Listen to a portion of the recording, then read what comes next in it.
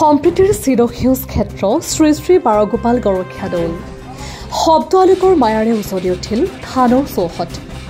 কামৰূপ জিলাৰ বাইহাট চাৰিআলিৰ সমীপৰ বনপাৰাস্থিত ঐতিহ্যমণ্ডিত গৰখীয়া থানত দৌল সভা প্ৰত্যেক বছৰৰ দৰে এইবেলিও 4 দিনীয়াকৈ উদযাপন কৰা হৈছে। এই সভাখন মাঘী পূৰ্ণিমা উপলক্ষে ৭৯ সংখ্যক সভাখনৰ সৈতে সংগতি ৰাখি বিভিন্ন ধৰ্মীয় কাৰ্যসূচী অনুষ্ঠিত কৰা হৈছে।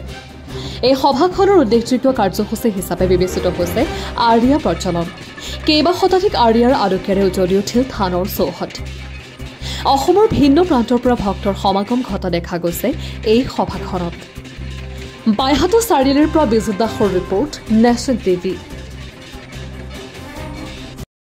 শ্ৰী শ্ৰী বাৰগোপাল গৰখীয়া দৌল থান বৰপনাত অৱস্থিত। এইবাৰ আমাৰ ৭৯ সংখ্যক মাঘী পূৰ্ণিমা সভা আৰম্ভ হৈ আছে, চলি আছে। আজি প্ৰথম দিনা আৰু এই প্ৰথম দিনা এই বৰ্তমান আৰ্য়া প্ৰজ্বলন কাৰ্যসূচী চলি আছে।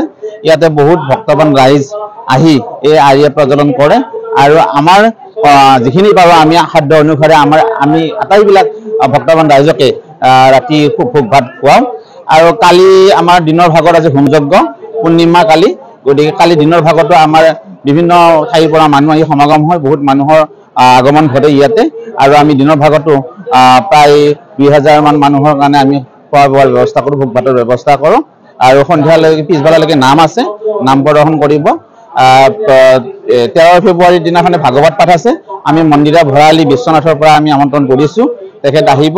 আৰু সেইদিনাখনো বহুত মানুহৰ সমাগম হ'ব, ভক্তবান ৰাইজ আহিব। আৰু সন্ধিয়ালৈকে নাগাৰা নাম আছে। আৰু 14 ফেব্ৰুৱাৰীত আমাৰ দিনৰ ভাগত প্ৰতিযোগিতা আছে আৰু ৰাতি আমাৰ সাংস্কৃতিক সন্ধিয়াৰ অনুষ্ঠান আছে। এই 4 দিনীয়া কাৰ্যসূচীৰে আমি বাৰগোপাল গৰখীয়া দৌল সভা ৭৯ সংখ্যক সভাৰ আমি আয়োজন কৰিছোঁ। শ্ৰী শ্ৰী বাৰগোপাল গৰখীয়া দৌল সভা চলি আছে, ৭৯ সংখ্যক দৌল সভা। এইখন এখন অতি মহত্বপূৰ্ণ আৰু খুব পুৰণি ধৰ্মানুষ্ঠান। ইয়াত প্ৰতি বছৰে মাঘৰ পূৰ্ণিমাত আমাৰ আৰ্য়া প্ৰজ্বলন হয়, পিছদিনা হোম হয়, তাৰপিছত ভাগৱতৰ অনুষ্ঠান হয়। এনেদৰে আমাৰ ৭৯ সংখ্যক সভা চলি আছে এতিয়া। আৰু আজি আপোনালোকে দেখা পাইছে ইয়াত এক আধ্যাত্মিক পৰিৱেশে বিৰাজমান কৰি তুলিছে। ইয়াত বহুত ধৰ্মাৱলম্বী লোক আহি, ধৰ্মপ্ৰাণ ৰাইজ আহি উপস্থিত হৈ ইয়াত উদুলি মুদুলি পৰিৱেশৰ সৃষ্টি হৈছে। আৰু আমাৰ প্ৰায় আজি ২,৫০০-৩,০০০ মানুহে ভোগ গ্ৰহণ কৰিব। অহাকালি আমাৰ হোমযজ্ঞ আছে, হোমযজ্ঞতে প্ৰায় ২,৫০০-৩,০০০ মানুহে অংশগ্ৰহণ কৰিব, ভোগ গ্ৰহণ কৰিব।